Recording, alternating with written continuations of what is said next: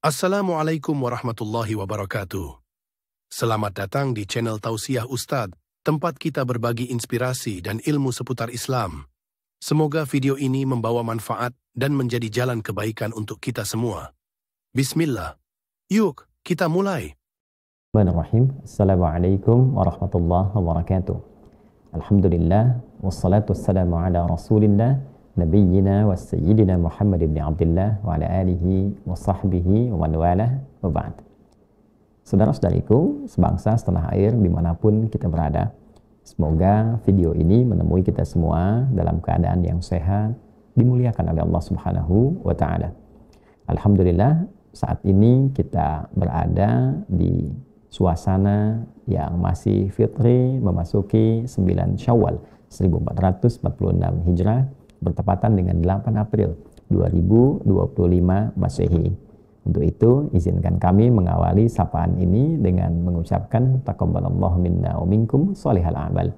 Semoga Allah Subhanahu wa taala berkenan menerima seluruh amal ibadah terbaik kita yang ditampilkan selama Ramadan, yang dengan itu mudah-mudahan memberikan perubahan positif pada sifat, sikap, dan perilaku kehidupan kita menjadi lebih baik pasca Ramadan, berkontribusi dalam konteks kehidupan kita baik sebagai pribadi, anggota keluarga, dan juga sebagai warga, negara, dan bangsa yang kita cintai ini, pun demikian sebagai warga dunia yang kita tempati sebelum kita berpulang kepada Allah Subhanahu wa ta'ala. Teman-teman, seperti diketahui bahwa dalam suasana yang masih terasa fitri ini, sebagian berkesibukan kembali dari mudik, kemudian kepadatan di arus balik, dan ternyata kepadatan dan keramaian dalam konteks nasional juga diiringi dengan kepadatan dan keramaian dalam konteks internasional. Banyak dinamika yang sedang marak diperbincangkan, terutama terkait dengan kebijakan tarif resiprokal yang diterapkan oleh pemerintah Amerika di era Presiden Trump saat ini. Tentunya kita tidak akan banyak mengomentari hal-hal yang terkait dengan kebijakan ekonomi, masalah di bidang ekonomi, karena itu bukan wilayah kepakaran kita. Ada banyak para pakar di bidangnya yang tentunya pemerintah bahkan mungkin sudah memiliki formula tertentu, sudah memiliki rancangan tertentu yang kita doakan. Mudah-mudahan Allah Subhanahu wa ta'ala memberikan kelancaran, kebaikan, dan keberkahan dari sekian banyak hal yang disiapkan, dan kita juga berhusnudzon tentu itu akan membawa kebaikan dan pikiran-pikiran baik untuk kita semua.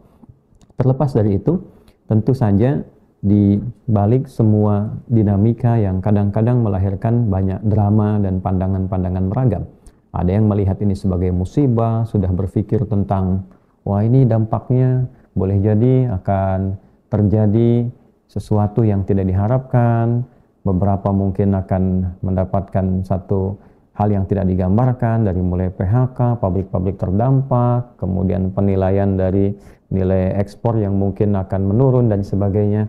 Nah, saya ingin mengajak kita semua berpikir yang berbeda. Karena di setiap peristiwa yang kita alami, selalu ada hikmah yang menstimulus potensi-potensi positif yang mungkin bisa kita tampilkan. Blessing in disguise. Belajar dari sesuatu yang mungkin kita kira ada sesuatu yang kurang tepat, kurang baik, kurang sesuai, ternyata di balik itu mungkin ada celah-celah potensi-potensi positif yang justru bisa meningkatkan kemaslahatan dan kesejahteraan kita jauh lebih baik dari sebelumnya. Kalau bahasa Al-Quran di Al-Baqarah ayat 216, kutiba alaikumul qitalu wa huwa kurhul lakum wa asa an takrahu syai'a wa huwa khairul lakum wa asa an tuhibbu syai'a wa huwa syarrul lakum wallahu ya'lamu wa antum la ta'lamun. Atau kama qala Allah Subhanahu wa ta'ala. Diwajibkan atasmu mengendalikan dirimu, memerangi dulu perasaan-perasaan negatifmu pada setiap peristiwa yang kita saksikan, yang boleh jadi kita tidak suka melihat itu. Dalam konteks ini, ayat turun tentang kewajiban mengikuti bela negara, kewajiban ikut dalam aksi militer untuk membela negeri, yang kadang-kadang tidak semuanya merasakan nyaman dengan itu. Ya, tapi ada banyak hikmah kebaikan yang kadang-kadang hadir di baliknya. Nah, hukum mengatakan al-ibratu bi umumil lafzi la bi khususis sababi. Hikmah itu, hukum itu diambil berdasarkan keumumannya, bukan sifat khusus sebabnya. Jadi, konteks umum dari ayat ini ingin memberikan kesan bahwa kadang-kadang ada peristiwa-peristiwa yang secara zahirnya, kasat matanya kita lihat kita nggak suka. Ini nggak ideal. Nah, menghadapi situasi yang tidak ideal, merasa kita nggak nyaman, jangan langsung bergejolak dulu.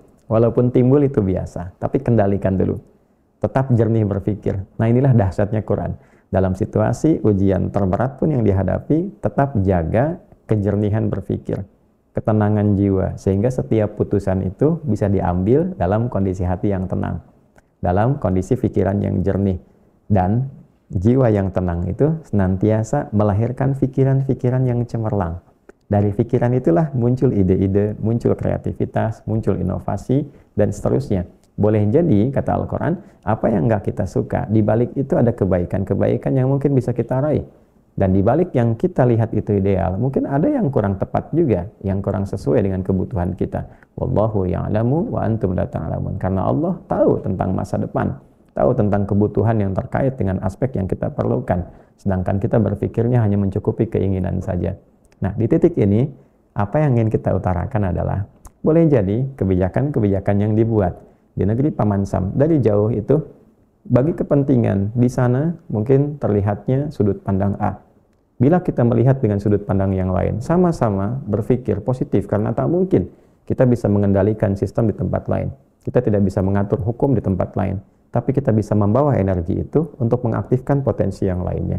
Mengapa kita tidak berupaya untuk mengajak seluruh lapis negeri kembali mencintai produk-produk dalam negeri, mengaktifkan potensi perputaran ekonomi itu untuk karya-karya anak bangsa, dari mulai UKM-UKM-nya, produk-produk yang dibuat oleh orang-orang kita, orang-orang Indonesia, semuanya kita kumpulkan, yang asli dari kita, putarkan itu di dalam, cintai produk-produk dalam negeri. Orang yang tumbuh berkembang di era 90-an tentu seringkali dengar iklan pada masa itu, cintailah produk-produk dalam negeri. Ya, saya selalu punya harapan dan mengajak pikiran positif bahwa di setiap pemimpin itu ada era kebaikan-kebaikannya. Bung Karno punya nilai kebaikan-kebaikannya. Di era Pak Harto ada nilai kebaikan-kebaikannya. Demikian sampai dengan saat ini. Dulu di era Pak Harto ada iklan yang seringkali menampilkan, bahkan presidennya terlibat untuk berbicara tentang ketahanan pangan di dalam negeri, berbicara tentang mencintai produk-produk dalam negeri, berbicara tentang serbuan pasar yang tidak terkendali di masa depan dan sebagainya. Saya kira kebijakan-kebijakan di luar, kita tidak melihatnya hanya sekedar keputusan, kebijakan, penguatan kembali di dalam. Kalau Amerika punya cerita, kenapa kita tidak membawa narasi sendiri untuk kebanggaan bangsa kita? Kenapa kita tidak mulai untuk menulis cerita kita sendiri? Di sana menerapkan tarif resiprokal untuk kita 32%, di sini kita buat cerita. Dengan tarif itulah kita berterima kasih karena kita ingin aktifkan kembali aktivitas mencintai produk dalam negeri, menghidupkan ekonomi di dalam, sehingga perputarannya akan berlangsung banyak di dalam. Yang kedua, saya kira ini juga trigger untuk membangun persatuan di antara kita seluruhnya, tanpa kecuali. Baik yang di pemerintahan, pengelola negeri, pemimpinnya, dengan rakyatnya. Ini waktunya kita bersatu, berpikir untuk keutuhan negeri seutuhnya, untuk negara yang kita cintai ini. Saya kira ini jeda, ini transisi yang sangat baik, supaya semua pertengkaran-pertengkaran pikiran dalam dunia politik kita bisa simpan itu dan kita arahkan energinya kepada energi yang sama untuk mencintai negeri kita, menjaga negeri kita, membangkitkan kembali kekuatan ekonomi dalam negeri kita. Kalau boleh diistilahkan, saatnya membangkitkan ekonomi kerakyatan kita dari rakyat untuk rakyat, dan bersatu antara pemerintah dengan rakyatnya, memikirkan betul. Oleh karena itu, saya harap mesti ada harmoni yang baik di lingkungan politik, baik itu dari legislatif dengan konstruksi dan formulasi kepartaiannya. Ya, sudah saatnya menepikan kepentingan-kepentingan parsial, menghilangkan praktek politik industri. Ya, saya kira ini sangat dipahami walaupun bahasa saya sangat tajam di sini. Kalau dijadikan politik itu sebagai industri, harus ada modal, harus dikembalikan dan sebagainya, maka tidak akan pernah kita berpikir untuk kemajuan dan kekuatan serta keutuhan bangsa. Saya kira semua para pejabat yang sudah berada di level-level yang tinggi, yang cukup baik, saya kira hartanya sudah lebih daripada cukup, kedudukan sudah tinggi, kehormatan sudah diraih, dipanggil yang terhormat, yang kami hormati dan sebagainya, itu lebih daripada cukup. Tinggal yang belum, amal solehnya, kebaikan-kebaikannya. ekspresi kecintaan pada negerinya. Itu yang akan jadi legasi, yang ditinggalkan untuk pulang saat kita kembali kepada Allah Subhanahu wa Ta'ala. Pun demikian, para pengamat dan sebagainya, alangkah kita merasa indah dan nyaman kalau semua pendapat-pendapat ilmiahnya, ketajaman-ketajaman nalarnya, kritiknya, sekarang kita arahkan dengan satu energi yang sama untuk membangun bangsa, memberikan masukan yang positif, membiasakan diskusi dengan argumentasi yang baik, ya tidak harus diisi dengan permusuhan, perpecahan, apalagi kebencian. Saya sangat punya keyakinan yang kuat bahwa semuanya ingin Indonesia ini maju, ingin kuat dan sebagainya. Dan semangat itulah saya kira mungkin yang bisa menyatukan kita semua. Saatnya sekarang kita bikin peta, kalau perlu bikin gerakan globalisasi, ya globalisasi. Jadi ada globalisasi, ada globalisasi. Yang lokal-lokalnya ini kita go-kan, ya. Kita go-kan yang lokal-lokalnya ini, produk daerah ini, produk daerah B, daerah C. Yuk kita gemakkan semuanya. Influencer-influencer ikut aktif. Kalau mebel kesulitan diekspor keluar dengan batas tarif tertentu, ayo putarkan di dalam. Di pemerintahan-pemerintahan, yuk pakai mebel lokal, ya, pakai kursi dari lokal, ya, pakai produk-produk lokal. Nah, kemudian putarkan, ayo viralkan itu semua. Kalau ini ada gerakan di dalam untuk itu, kita tidak harus membalas kebijakan orang, kita menghormati. Amerika punya kebijakan, kita hormati. Tiongkok punya kebijakan, kita hormati, ya. Tapi dengan penghormatan ini kita jadikan sebuah kreasi energi positif untuk membangkitkan ekonomi kerakyatan dari dalam. Nah, kemudian yang kedua, teman-teman, tadi saya tekankan adalah persatuan. Persatuan yang sangat penting. Ya, kita harus punya kesadaran yang kuat bahwa negara-negara lain sudah berpikir jauh, ekspansinya sudah keluar.